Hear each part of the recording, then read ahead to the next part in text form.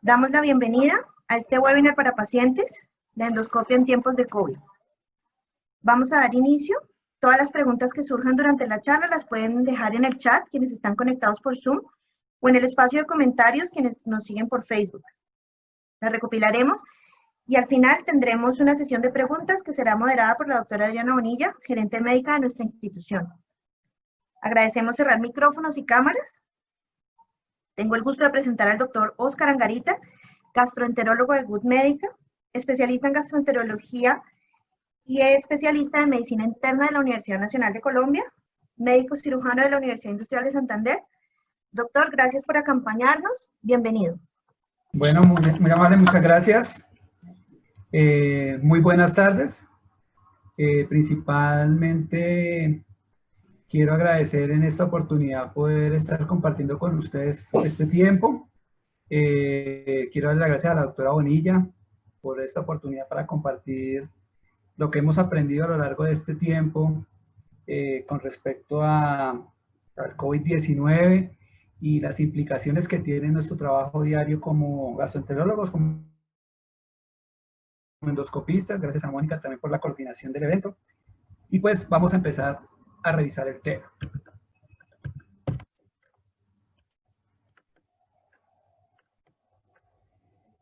La charla que les voy a dar a ustedes se llama la endoscopia digestiva en los tiempos del COVID-19 y es una charla motivada principalmente porque con toda esta ola de información y de desinformación que hemos visto en redes, en medios y principalmente por el voz a voz con conocidos y con incluso mismo personal médico, nos hemos dado cuenta que los pacientes se sienten confundidos con respecto a qué va a pasar con mi procedimiento endoscópico.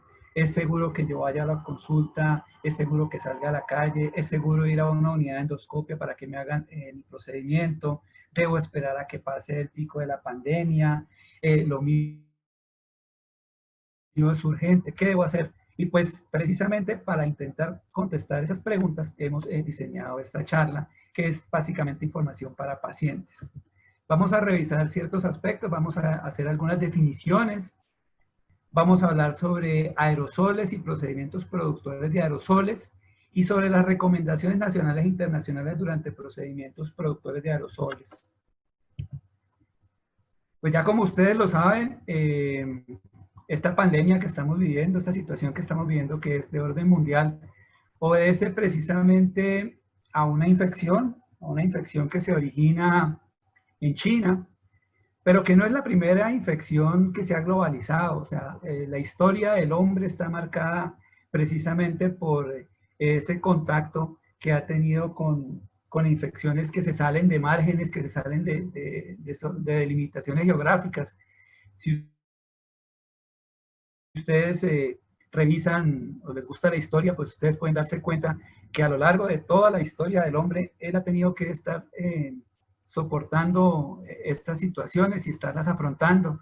Los primeros conceptos sobre el manejo de infecciones y de cuarentenas los encontramos en la Biblia precisamente, donde se hacían todas las recomendaciones con respecto a cómo era el manejo en comunidad de las personas en quienes se sospechaba en ese momento una enfermedad estigmatizante que se consideraba una maldición, que era la lepra.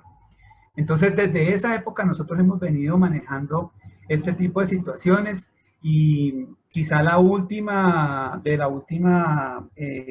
pandemia que nosotros tenemos ya información escrita en la literatura reciente, pues es precisamente la pandemia de la influenza, la gripe española, que ocurrió exactamente hace 100 años, pero posteriormente han habido otras. De hecho, en el último siglo, la pandemia más grande que nosotros conocemos y que se volvió endemia, que fue la infección por el VIH, en su momento también recibió el nombre de pandemia. Y pues situaciones a principios del siglo XXI que también tuvieron un comportamiento de infección con potencialidad de pandemia, que fueron el SARS, el MERS, el H1N1, y que pues se lograron controlar en su momento. Esta enfermedad de la que vamos a hablar, que es el COVID-19, pues aparecen las primeras descripciones en diciembre del 2019, hace exactamente 8 meses, en Wuhan, en la provincia de Hubei, en China, ¿cierto? Y se le asignó un nombre de COVID-19 a la enfermedad causada por la infección por el virus del SARS-CoV-2.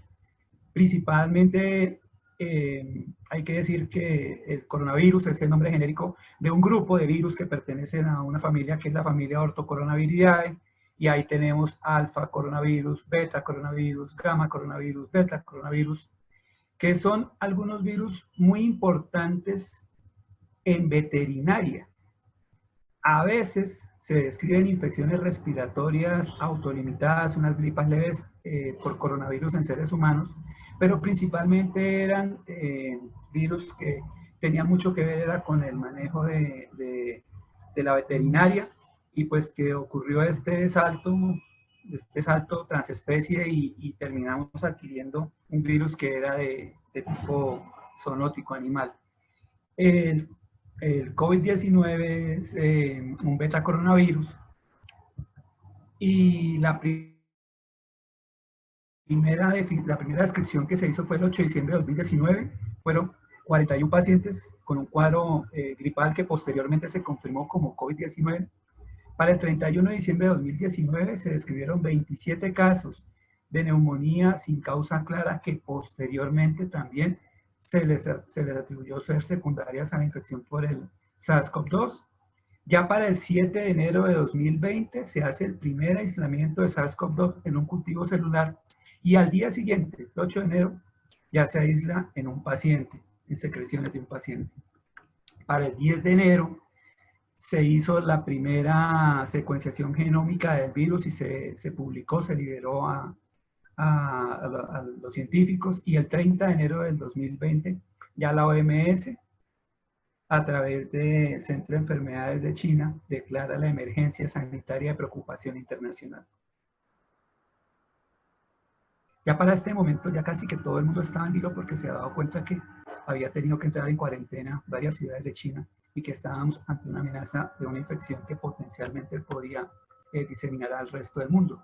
El 11 de febrero del 2020, la OMS acuña el término COVID-19 para referirse a la enfermedad, y SARS-CoV-2 para referirse al agente infeccioso que la producía. El 11 de marzo del 2020, la Organización Mundial de la Salud declara la pandemia. El viernes 6 de marzo del 2020, Colombia ya había descartado 40 casos y confirma su primer caso. La OMS posteriormente emite las fases, o habla de las 4 fases de la pandemia.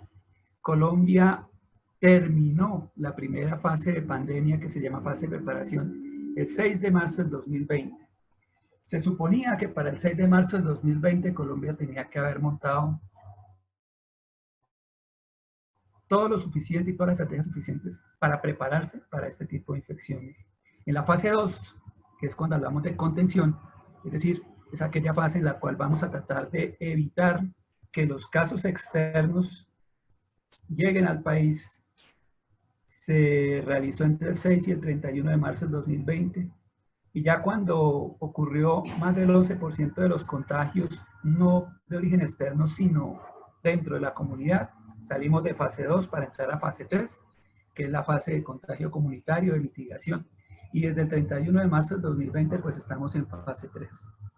La fase 4, que es la de transmisión sostenida, pues no se ha declarado en Colombia como tal, pero creo que no hay que discutir mucho, que estamos probablemente ya en fase 4, muy cercanos al pico de lo que se espera hacia esta infección en algunas ciudades como Bogotá. Este es un gráfico del virus.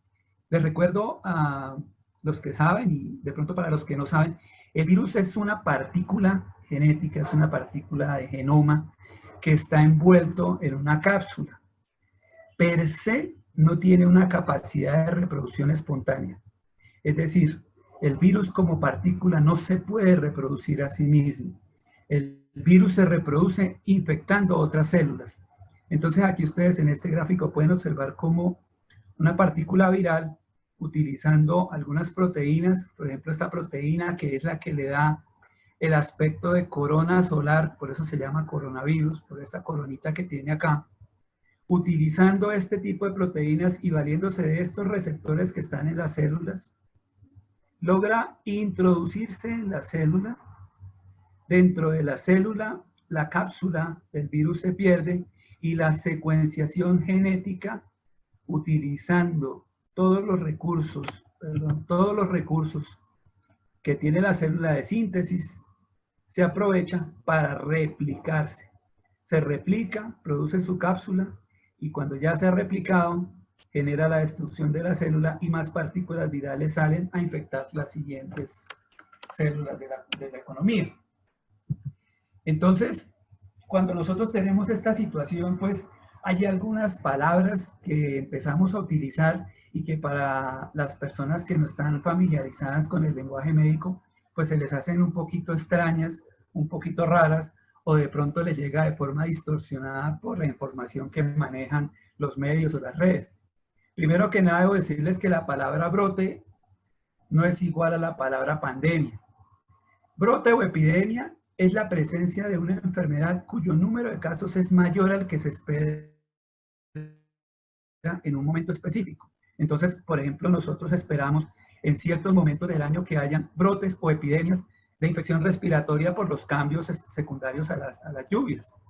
Cuando se presentan en el momento que no es o cuando se presentan en la cantidad que nos esperan, de eso es a lo que se le llama brote o epidemia, mientras que pandemia es la extensión de la epidemia a un gran área geográfica. No está establecido a qué tipo de extensión geográfica es, no se ha establecido que sea más de 2, 3, 4 zonas, 4 países, no. Simple y sencillamente es una extensión a una gran área geográfica y se le agregó una palabra más y es que es una situación que potencialmente amenaza la vida humana. La palabra intervención ustedes la han escuchado por televisión, en los noticieros, en las intervenciones presidenciales. Intervenciones son todas aquellas medidas que necesitamos recomendar o implementar para controlar y detener la transmisión de la enfermedad. Entonces, a veces uno escucha que hay posiciones de ciertos líderes de opinión que no son necesariamente médicos que utilizan la palabra intervención y piensa que tal vez intervención necesariamente tiene que ser un medicamento o que necesariamente tiene que ser una vacuna. Pero como ustedes pueden ver, debido a que esta es una enfermedad que no tiene ni un medicamento efectivo, ni tiene una vacuna todavía efectiva, las intervenciones son de tipo no farmacológico. Entonces la cuarentena es una intervención. Utilizar tapabocas es otra intervención. El distanciamiento social es otra intervención. Lavarse las manos es otra intervención. Entonces no es como de pronto algunas personas han dicho de forma un poco a la ligera en medios de comunicación, que los médicos en Colombia no están haciendo la intervención adecuada a la enfermedad, que tal vez no le están dando el tratamiento que es a los pacientes con COVID. Lo que pasa es que intervenciones hay de todo tipo y hasta ahora en COVID-19 las intervenciones efectivas y demostradas son las no farmacológicas por ahora.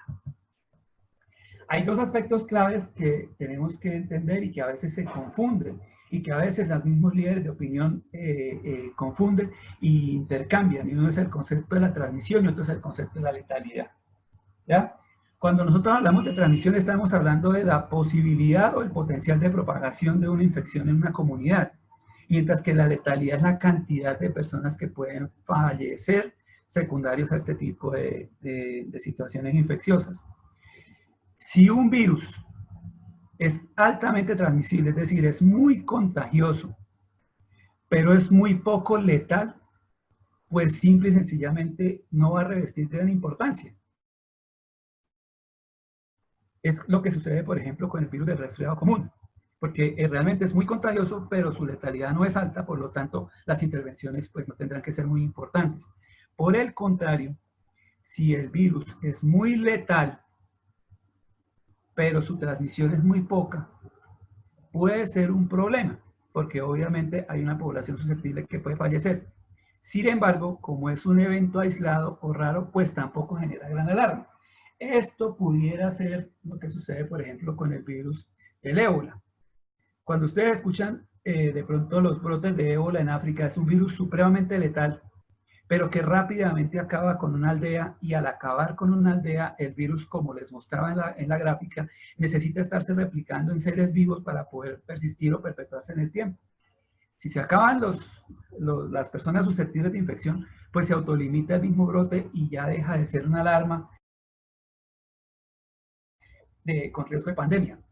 La situación específica con el virus del COVID-19 es que es un virus de transmisión alta y cuya letalidad con el paso del tiempo ha demostrado que también puede ser alta. Por eso, al final del ejercicio, tenemos una gran cantidad de fallecidos y el problema es mucho más grande. Para hablar de transmisión, los epidemiólogos, y esto lo hemos visto también en los informadores de televisión y en redes, hablan del número reproductivo básico, o el R0. El R0, para que ustedes lo entiendan, es el número del potencial de transmisión que tiene el virus en la comunidad. Cuando yo tengo un R0 de 1, significa que un infectado potencialmente va a infectar a otra persona más. Cuando yo digo que el R0 es de 2, significa que una persona puede infectar a 2 personas, como vemos aquí en la gráfica. Entonces la curva exponencial significa que una persona infecta 2 a 4, 4 a 8 y así sucesivamente. Eso es un R0 de 2. El gran problema que nosotros tenemos o que enfrentamos al principio de la situación y de la pandemia es que se había descrito que el COVID-19 tenía un R0 de 2.5 a 3.5. Eso quería decir que es un virus de una transmisión supremamente alta. Con intervenciones como por ejemplo el aislamiento obligatorio, se logró que este R0 se bajara. El R0 se puede modificar con las intervenciones. Si yo aíslo a la comunidad, pues obviamente que esta persona infectada ya no me va a infectar a 2 o a 4 personas, porque se va a mantener en el tiempo, cursa su enfermedad y se pierde su poder reproductivo. El problema es que se confina. Entonces, ustedes observaban, por ejemplo, que cuando Medellín, que se convirtió en un ejemplo mundial, hizo la primera fase de confinamiento, el R0 allá fue de 0,8. Eso significa que no hubo transmisión en ese periodo de confinamiento. Cuando hablamos de letalidad es el porcentaje de personas que mueren por la infección que adquirieron. Y entonces hay formas de expresar la letalidad. Cuando uno mide letalidad puede cometer errores, y esos errores también son importantes porque pueden generar mucho miedo. El error más frecuente cuando se habla de letalidad en COVID-19, por ejemplo, es que en los reportes diarios tienden a extrapolarse la letalidad dependiendo de muertos versus infectados. Y resulta que eso no es cierto, porque una persona infectada tarda más o menos 2 o 3 semanas en desarrollar su enfermedad y hasta 3 o 4 en complicarse y fallecer. Por lo tanto, el porcentaje de letalidad siempre va retrasado con respecto al porcentaje de infectados que se reportan cada día. Por lo tanto, no es una forma correcta de expresarlo. ¿Cómo se puede medir correctamente la letalidad? Y eso lo veremos es al final de la pandemia. Todos los que salen por las redes a decir que este es un virus que no es tan letal o que este es un virus muy letal, pues sencillamente están diciendo cosas que no son ciertas, que todavía no se pueden medir. La única forma para conocer la letalidad es cuando pase la pandemia, porque en ese momento es cuando ya tendremos los datos reales de cuántas personas adquirieron la enfermedad y cuántos fallecieron realmente producto de esta enfermedad. ¿Y eso por qué se hace así? Se hace así precisamente porque hay variables que no se pueden cuantificar rápidamente y que pueden generar un sesgo en la expresión de un dato, como es el dato de muerte. ¿De qué herramientas nos valemos? Generalmente de modelos matemáticos. Los modelos matemáticos no son más que fórmulas matemáticas que lo que buscan es predecir cómo va a progresar una enfermedad infecciosa. Existen varios modelos. El modelo dinámico matemático es el más utilizado y otro modelo que es el estadístico. El problema del modelo estadístico es que no se puede utilizar para predecir más allá de 2 o 3 días, mientras que en el modelo matemático, de acuerdo a cómo fue el pasado, es decir, los días atrás, yo intento proyectar o predecir el futuro y decir qué va a pasar. El problema obviamente de estos modelos es que depende mucho de las variables que se dan cada día con respecto a la dinamicidad de la enfermedad. Si yo hago intervención, por ejemplo, lo que se hizo aquí en Colombia, que fue que se hizo un confinamiento muy temprano y muy rápido, dejamos de salir a las calles, pues obviamente que no coincidía con las curvas que nos habían mostrado los epidemiólogos al principio, pero porque simple y sencillamente se hizo una intervención temprana. Ya cuando se cambia esa intervención, pues ahí sí se comienza a replicar la curva tal cual como la predijo el modelo matemático. Todo esto para que al final nosotros podamos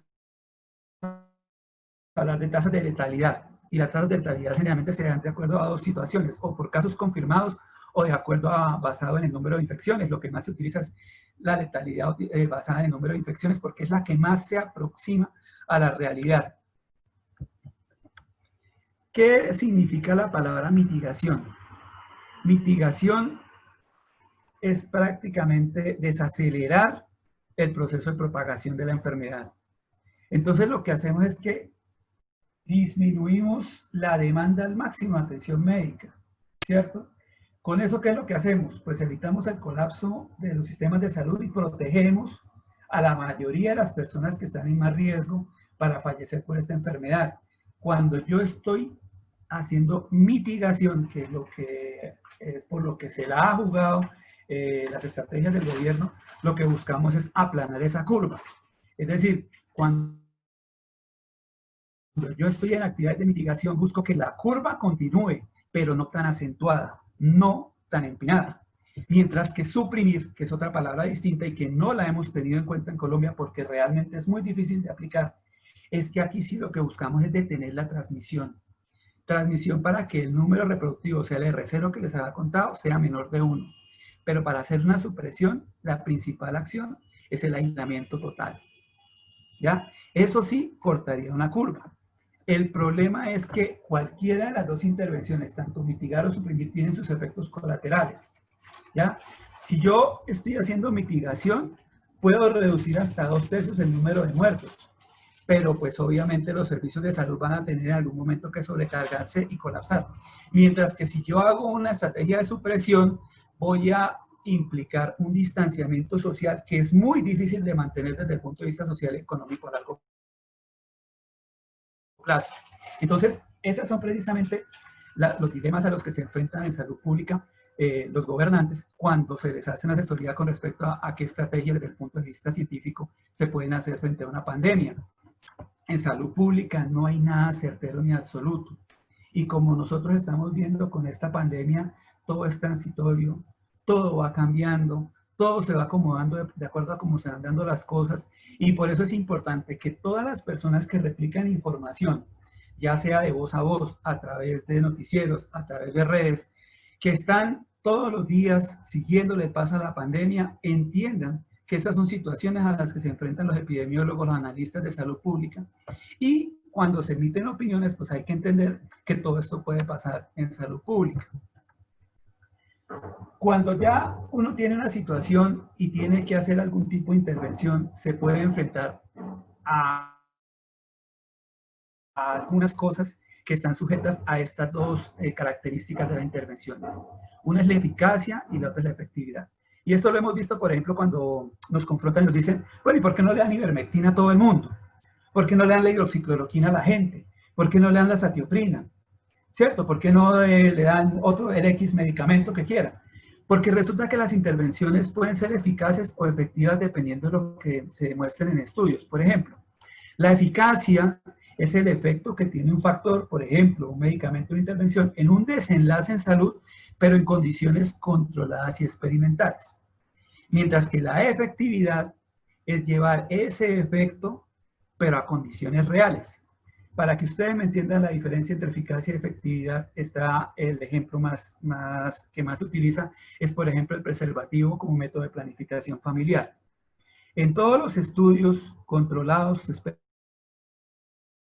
experimentales, el preservativo tiene eficacia en el control de natalidad del 98%, pero ya cuando se lleva a su uso en la vida real, la efectividad de esta intervención es del 85%, generalmente por mal uso.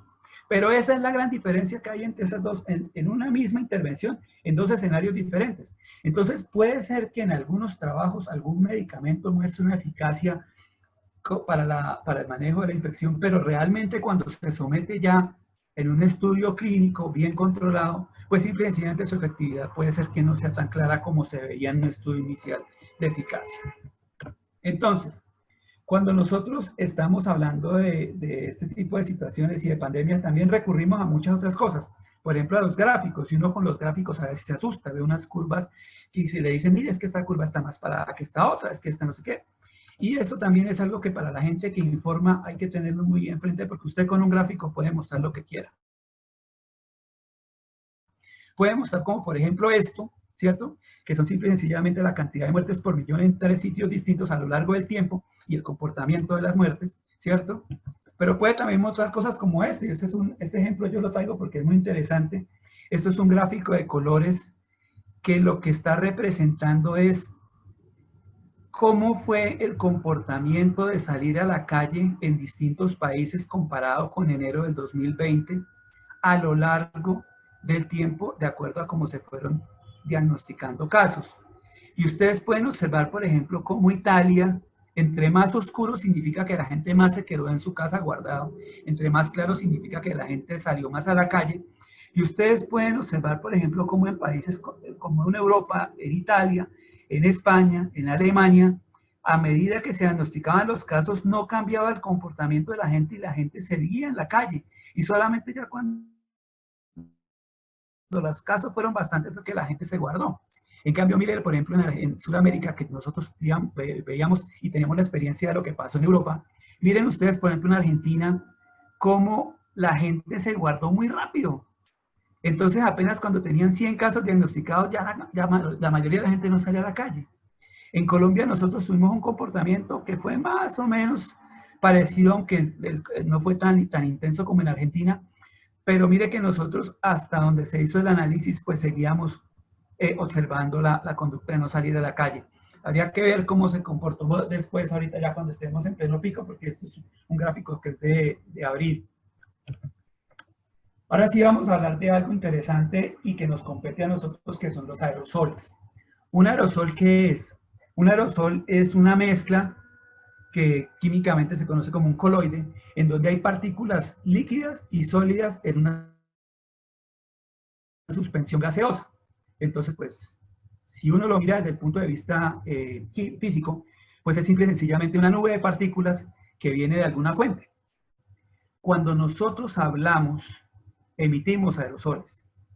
Esos aerosoles están compuestos por dos tipos de partículas. Unas partículas grandes que por su peso van a caer al momento en que nosotros hablamos a una distancia que puede estar un poco por debajo del metro, pero hay unas partículas pequeñas de microgotas o gotitas que pueden permanecer en el aire una distancia un poco más larga, casi 2 metros, y esto es cuando exhalamos, cuando hablamos. Cuando una persona tose, observen ustedes que las partículas grandes, que son los puntos azules grandes, pueden tener hasta una distancia de 3 metros. Y los aerosoles pueden tener una distancia muy similar de 3-4 metros. Pero cuando uno estornuda, las gotas grandes pueden caer hasta 6 metros y los aerosoles hasta 8 metros. Si uno entiende esto de los aerosoles, se entiende por qué hay dos conceptos o dos intervenciones importantes: el distanciamiento y el uso del tapabocas. ¿Por qué?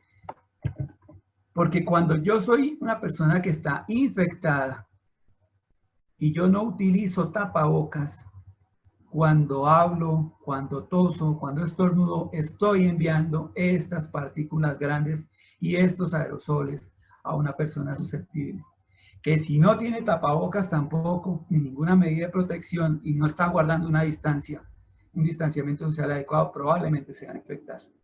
Mire cómo cambia si el infectado utiliza tapabocas, una mascarilla común y corriente, pues disminuye bastante la producción de gotas grandes y de aerosoles. Por lo tanto, la persona expuesta, si también utiliza tapabocas, pues se expone menos. Si a una persona infectada le pongo un respirador, que es una mascarilla de mayor eficiencia, pues probablemente va a contenerlo más y menos voy a diseminar el virus por emisión de aerosoles. Y así es como se juega realmente en la protección con los pacientes y los médicos. Si nosotros asumimos que una persona infectada no utiliza tapabocas y yo tampoco lo utilizo, pues me voy a exponer necesariamente. Si la persona infectada sigue no usando tapabocas, pero yo utilizo una mascarilla común y corriente, pues me voy a proteger un poco más, pero nosotros realmente lo que queremos es una protección mayor y por eso, desde el punto de vista médico, nosotros utilizamos las mascarillas N95 o las mascarillas elastoméricas cuando la producción de aerosoles es muy grande. Miren ustedes lo que puede pasar en un avión, por ejemplo. De acuerdo a la distribución o el flujo de aire, si una persona infectada se sube a un avión y no tiene mascarilla, pues el mismo flujo de aire a través del avión va a generar que hayan muchas personas que se infecten. Solamente por la dinámica del flujo de aire en la cabina de un avión. ¿Y qué decirlo en un hospital? Entonces yo tengo una persona acá en urgencias infectada y cuando nosotros utilizamos estos sistemas de distribución de aire, como por ejemplo aire acondicionado, y a la persona infectada no le colocamos un tapabocas, pues simple y sencillamente todos los aerosoles van a recircular por la sala y vamos a tener varias personas infectadas. Entonces, esto es importante porque precisamente la endoscopia digestiva alta y baja es un evento productor de aerosoles. Esta es una tabla que yo la saqué del Hospital General de Massachusetts. Pero pues esto está basado en ya muchos metaanálisis y muchos estudios que se han hecho con respecto a qué procedimientos producen aerosoles. Entonces pues están obviamente todos los procedimientos de la vía aérea, los procedimientos de otorrinolaringología, cirugía de tórax, la intubación. Intubar es introducir un tubo en la vía aérea de una persona para conectar a un respirador mecánico. No se dice entubar, se dice intubar. Y uno ve muchos artículos y personas que son que manejan, son líderes de opinión utilizando la palabra intubación, es intubación. Sacarle el tubo a alguien también produce aerosoles. Dar masaje cardíaco cuando llega un paciente en paro urgencias que requiere compresiones torácicas, eso libera aerosoles. Nebulizar a una persona, administrar oxígeno a flujo alto, la ventilación mecánica, la broncoscopia, hacer que una persona expectore para recoger la muestra también produce aerosoles. Y aquí están, obviamente, de lo que nos compete a nosotros, que son las endoscopias, la endoscopia digestiva alta y baja, ¿cierto? Como productora de aerosoles. Por lo tanto, pues nosotros tenemos que tomar muchas medidas con respecto a la atención de pacientes. ¿Qué medidas tomamos nosotros? Existen algunas medidas que dicen, bueno, lo más efectivo para que usted se proteja es que usted no se exponga, ¿cierto? Entonces algunas personas dirán, pues definitivamente, si una persona no tiene indicación de hacerse una endoscopia, pues no lo vamos a programar su endoscopia porque no nos vamos a exponer a los aerosoles. Pero a la medida en que va progresando el tiempo, pues nosotros vemos que sí hay personas que requieren la endoscopia y que sí hay situaciones en las que podemos hacer la endoscopia. Entonces aparecen los elementos de protección personal. Y cuando ustedes van a las instituciones de salud, ya es muy frecuente que observen estas cosas que son la gente vestida con mascarillas, con gafas, que utilizan batas antifluido, y cada situación o cada entorno pues tiene un código de vestimenta y de uso de elementos de protección personal que lo que va a hacer es que yo pueda garantizar que el personal de atención sanitario pueda enfrentarse a una persona potencialmente infectada con un riesgo más bajo que si lo estuviese haciendo sin el uso de esos elementos. Entonces, pues nosotros ya en Good Médica nos hemos adaptado a todos los protocolos y ya los que hayan ido a consulta o que hayan ido a procedimiento nos han visto con todos nuestros elementos de protección personal utilizándolos. Obviamente salen recomendaciones y la recomendación más drástica que se puede hacer en un momento de pandemia donde la situación es que no hay camas disponibles de cuidado intensivo, donde la atención de los pacientes se convierte en un problema desde el punto de vista operacional, pues nosotros decimos que hay unos entornos de endoscopias que no les podemos sacar el quite, que nos toca hacerlas a pesar de que existan todos esos problemas, y esto se limita principalmente a la hemorragia digestiva, a las infecciones de la vía biliar, a las endoscopias para extracción de cuerpo extraño, las situaciones que comprometen obstrucciones del tracto digestivo y los pacientes que tienen cáncer cuyos procedimientos no se pueden demorar. Hoy en día hay muchas instituciones en Bogotá que están apegadas a esta tabla y solamente están haciendo las endoscopias que están bajo estas premisas. La recomendación es que mientras se llega al pico de la pandemia, se hagan solamente esos procedimientos, pero en la medida en que uno va adquiriendo ciertos protocolos, pues puede empezar a liberar un poquito más las indicaciones y de pronto, pues no vamos a hacer la endoscopia que no tenga urgencia en este momento, la endoscopia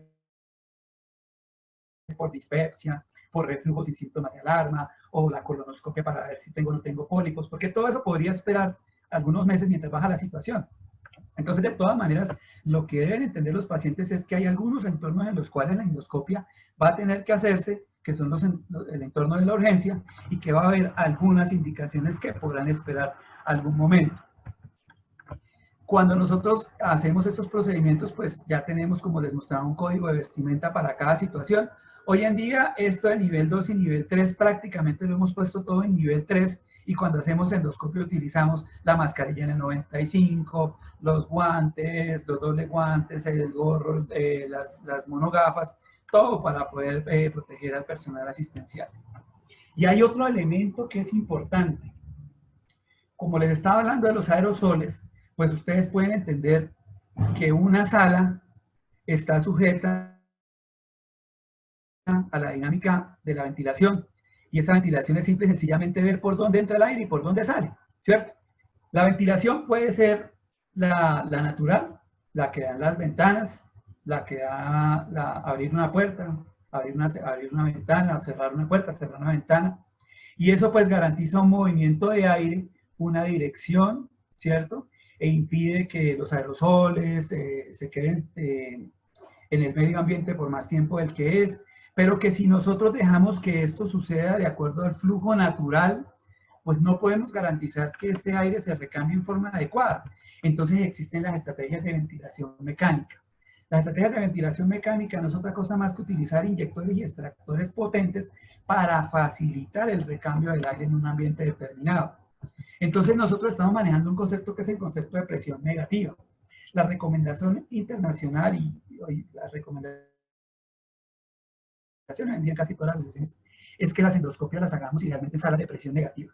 Una sala de presión negativa es una sala en la cual se adecuó un sistema de inyección y de extracción de aire que me garantiza, aquí ustedes pueden ver que esto es una sala, aquí yo tengo un sistema que me está inyectando aire permanentemente y un sistema de aire que me lo está extrayendo, es decir, me está dando un flujo de aire permanente y un recambio de aire permanente. Cuando yo tengo una habitación con presión negativa, lo que estoy haciendo es que la capacidad del extractor para sacar el aire es mucho más alta o más rápida que la capacidad del inyector para introducir aire. Eso hace que se genere un cambio de presión y el aire prácticamente salga mucho más rápido. Además, yo le puedo agregar cosas a los sistemas que son como por ejemplo filtros. Hay unos filtros que son unos filtros de alta eficiencia que lo que hacen es que purifican el ambiente mucho mejor para que el aire pues sea de mejor calidad. Al final de cuentas, lo que hace una sala de presión negativa, ¿qué es? Es que me garantiza que el flujo de aire sea permanentemente hacia el exterior para evitar que los aerosoles que se generen en la sala se vayan hacia zonas hacia afuera de la sala, como sería el corredor, la estación de enfermería, o la sala de espera, o la sala de recuperación. En Colombia, desde hace varios años, por normativa sanitaria, existe el concepto de la presión negativa. Lo que pasa es que no se había generalizado tanto y ahorita con el tema de la pandemia, pues ya se dieron cuenta los directores de hospitales y los ingenieros sanitarios que había que volverlo una norma. En Good Medica teníamos un sistema de inyección y extracción, pero ese sistema se revisó y se mejoró, de tal manera que en este momento, por ejemplo, este es un análisis que se le hace al sistema que se mejoró en la sala 3, en donde se adecuó un sistema de inyección y extracción más filtro EPA, que cuando se mide con un anemómetro, que es el aparato que le permite a usted determinar la velocidad del flujo de aire en un sitio, la velocidad, por ejemplo, del aire que entra en el inyector en esta sala es de 3.94 metros por segundo y la velocidad con la que el aire sale por el extractor es de 8.12. Cuando yo hago la diferencia, 3.94 menos 8.12 me da un número negativo. Al ser un número negativo, eso es una sala de presión negativa. Pero mejor aún, si yo tengo los diámetros de las rejillas de inyección y extracción, pues puedo calcular el caudal, porque tengo el volumen, porque tengo el flujo y tengo el diámetro, pues entonces tengo el caudal. Si yo el caudal que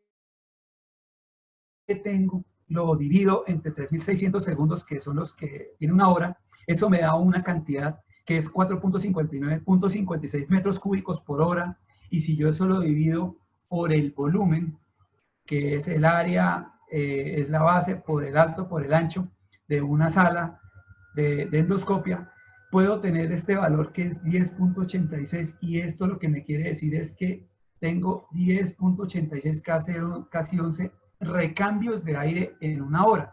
Eso significa que más o menos cada 6 minutos el sistema me está cambiando todo el aire de la sala. Y eso me garantiza que yo tenga una mejor calidad de aire y que si se forman aerosoles, esos aerosoles son drenados mucho más rápido y no mejorando la seguridad para el paciente y para el personal de atención en salud. Todo esto para terminar con esto. Esto es de una guía española que es la estrategia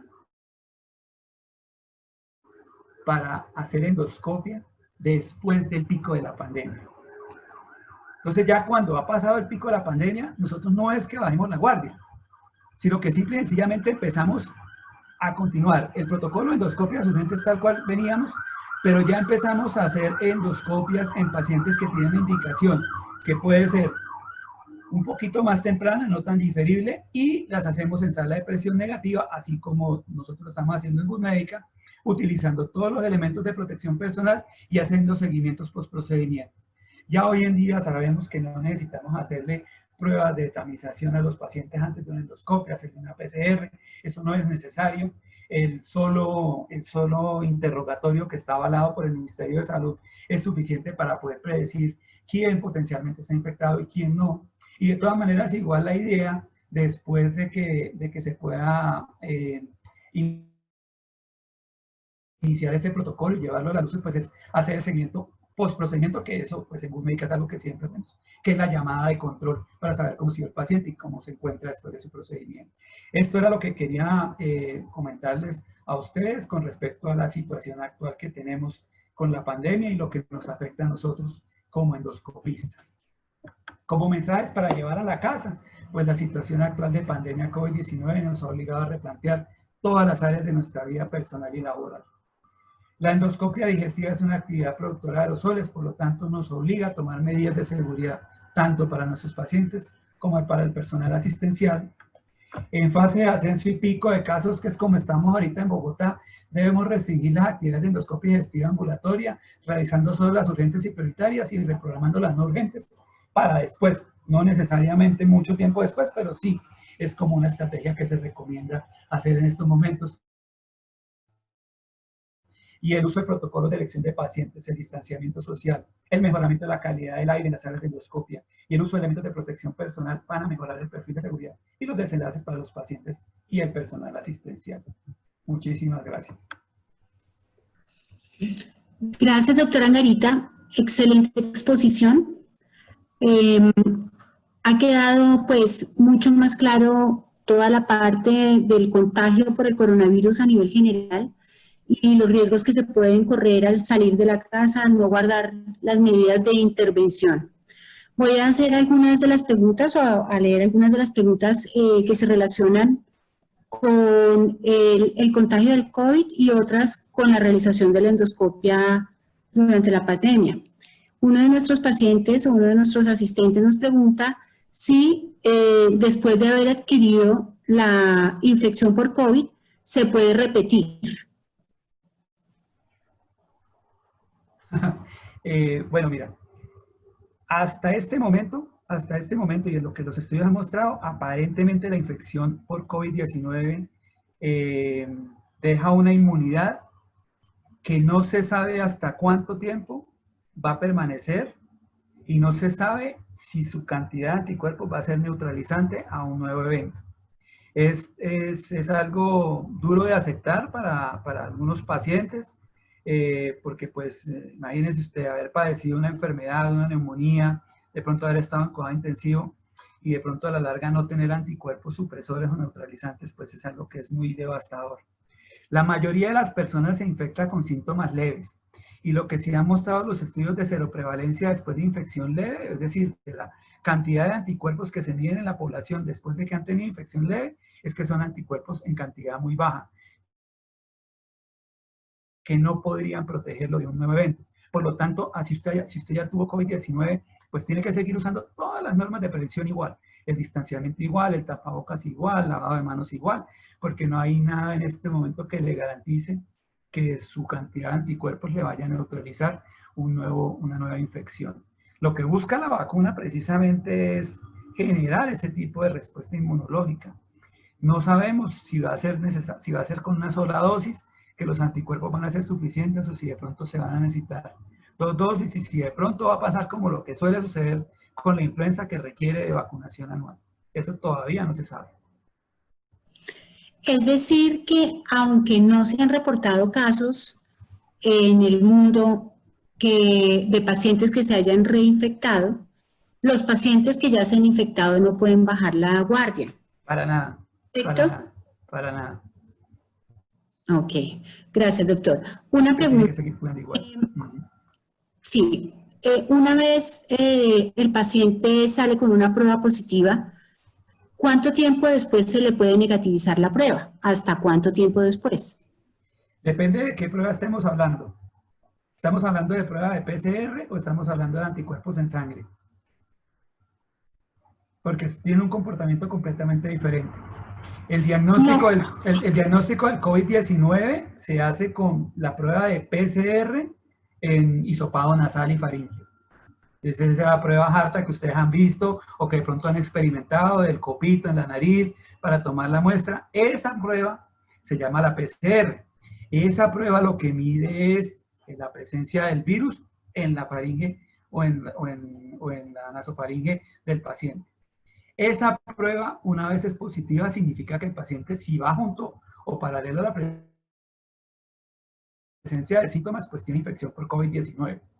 Si el curso de la enfermedad es leve, o sea, hizo un brote de fiebre que se autolimitó, hizo síntomas locales leves, ¿cierto? Ya a los 4, 5, 6 días ya estaba asintomático, puede permanecer positiva hasta por 10 días. Se dice que a los 14 días ya en teoría no debería haber una prueba positiva de PCR. Pero a algunos pacientes les ha sucedido, por ejemplo, que desarrollan síntomas leves, les hacen su PCR, le confirman la enfermedad y les repiten la PCR a los 14 días, ya sin síntomas, y les vuelve a salir positiva. Generalmente esa prueba da positiva porque hay rastros o hebras, como les contaba que el virus es un fragmento genético que está envuelto en una cápsula, pues son esos fragmentos genéticos pero desnaturalizados, que no tienen cápsula, que no son infectantes, pero que siguen dando positivos en la prueba. Por eso hoy en día no se recomienda hacer una prueba de PCR después de que ya pasan los síntomas, es decir, 10 días de la enfermedad o más de 72 horas libre de síntomas sin el uso de ningún medicamento. Porque esa PCR, si sale positiva, lo único que hace es confundir a la gente, porque obliga a que nuevamente otra cuarentena y 7 días más y una nueva PCR, cuando ya hoy en día sabemos que no son fragmentos virales no infectantes que dan positivos en la prueba. Distinto es la prueba de anticuerpos, que tampoco se recomienda para hacer el diagnóstico, porque es que un anticuerpo es una sustancia que se libera en la sangre cuando yo entro en contacto con un agente infeccioso, ¿cierto? Entonces yo me enfrenté a un virus y desarrollé un anticuerpo. Me hacen la prueba de la sangre y me detectan el anticuerpo, me dicen que yo estuve en contacto con ese virus, pero no me dicen qué momento fue, si estoy en fase aguda, si estoy recuperado, no me dice absolutamente nada. Entonces, hoy en día tampoco se recomienda utilizar la prueba de anticuerpos para diagnosticar el COVID-19. Se recomienda solamente para estudios poblacionales cuando yo quiero ver cómo es el estado de inmunidad en una población, quiénes tienen anticuerpos y quiénes tienen no, pero no se utiliza para diagnóstico. No sé si quedó claro. Sí, queda muy claro. Perfecto, muchas gracias. Doctora Angarita, a la luz de lo que usted expuso, es indispensable que una sala de endoscopia tenga presión negativa para realizarse una endoscopia en esta época. Bueno, la recomendación es hacer todas las endoscopias en sala de presión negativa. Esa es la recomendación. ¿Por qué? Porque estoy garantizando primero que el aire se está recambiando más rápido, que si hay aerosoles los estoy sacando más rápido de la habitación. Si por ejemplo estamos hablando de una ciudad como por ejemplo Bucaramanga, una ciudad como Barranquilla, una ciudad como Cartagena, donde el calor obliga a que hayan sistemas de aire acondicionado, pues ahí podemos tener un problema muy grande si no existe una presión negativa adecuada. Porque el aire acondicionado lo que es un sistema inyector que me empuja el aire, pero si yo no garantizo el drenaje de ese aire, puede que ese aire recircule. Y si ese aire recircula con aerosoles, pues eso se puede convertir en un problema infeccioso. Si estoy en una unidad donde lo único que yo tengo es una ventana, pues puede que yo haga una endoscopia ahí, pero nadie me dice que sea seguro pasar nuevamente otro paciente en esa misma sala antes de algunos dicen hasta 3 horas antes de que se haya recambiado el aire. Entonces es muy bueno que exista un sistema de presión negativa porque estoy garantizando que estoy recambiando el aire mucho más rápido y con una mayor eficiencia. Por lo tanto, la recomendación sí es sala de presión negativa. La gente que no pueda hacerlo, que no pueda tenerlo, va a tener el problema de que no va a poder hacer muchas endoscopias en el día porque va a tener que esperar demasiado tiempo entre paciente y paciente. En salas de presión negativa, al expulsar el aire hacia afuera, se corre el riesgo de que si alguien está infectado, contamine a personas en el exterior. Creo que se refiere al aire ambiente, hacia... Bueno, sí, esa pregunta también es una pregunta muy interesante porque des en cuenta de algo. Yo no me infecto con una partícula viral. Se necesitan más o menos 10 a las 6 partículas virales en un conglomerado para que ya el virus me pueda generar infección, ¿ya? Entonces, hay los defensores de que salir a trotar al aire libre sin tapabocas es seguro. En teoría, tiene la razón, porque en el entorno, en el medio ambiente, no hay forma de que haya una concentración alta de infecciosa, efectiva, ¿ya? Entonces, lo que se debe garantizar, por ejemplo, es que si el aire que yo estoy sacando de la unidad con mi sistema extractor, pues yo no se lo esté pasando en el ducto al consultorio de al lado, ni se lo esté mandando al del piso de arriba o al del piso de abajo. Para eso los ingenieros sanitarios pues diseñan toda una red de tubería que lo que hace es que salga hacia un sitio en donde el flujo de aire y el mismo viento pues simple y sencillamente diluye las partículas infecciosas. Que eso es lo que sucede en todos los hospitales realmente. Los hospitales, pues todo lo que sale por la ductería de extracción pues sale al medio ambiente, pero sale en sitios donde no hay concentración humana, donde la concentración de personas es baja y donde el flujo de aire hace que eso se diluya, que no sea de alta carga infecciosa. Gracias, doctor. ¿Hay alguien en Good Médica que determine en primera instancia si es probable la realización de la endoscopia o la colonoscopia? ¿Hay alguna encuesta? Sí, claro. O sea, nosotros tenemos todo un protocolo en Good Médica para eso. Yo soy una de las personas que revisa las indicaciones de endoscopia precisamente. A mí me llegan los correos con las solicitudes de los procedimientos y pues siempre miramos la pertinencia, miramos si realmente este puede esperar o este no puede esperar. Generalmente pues estamos agilizando lo más que podemos porque pues también entendemos que de pronto para algunas personas no entienden por qué mi endoscopia no es prioritaria cuando el médico me dijo que sí. Entonces miramos la factibilidad y pues si nosotros contamos con la posibilidad de los elementos de protección personal, el distanciamiento en sala de espera y en sala de recuperación, y tenemos sala de presión negativa, pues realmente podemos ser un poquito más eficientes en la elaboración de endoscopia. Pero nosotros todo lo estamos revisando antes de programar y a los pacientes se les está haciendo la encuesta, porque pues además es una norma, ¿no? Es una norma de la Secretaría. ¿Y en Good Médica todas las salas tienen presión negativa? En este momento sí, todas las de, pues obviamente no los consultorios, las salas de endoscopia. Sí, y está medido, ya todas fueron sujetas a las pruebas con anemómetro y todas ya tienen medido su caudal y su número de recambios. ¿Un paciente oncológico puede solicitar endoscopia con biopsia e interconsulta con gastroenterología? Sí, claro que sí, claro que sí. De hecho, los pacientes oncológicos son prioridad a pesar de la pandemia. Que el paciente oncológico, pues, uno entiende que sus necesidades son mucho más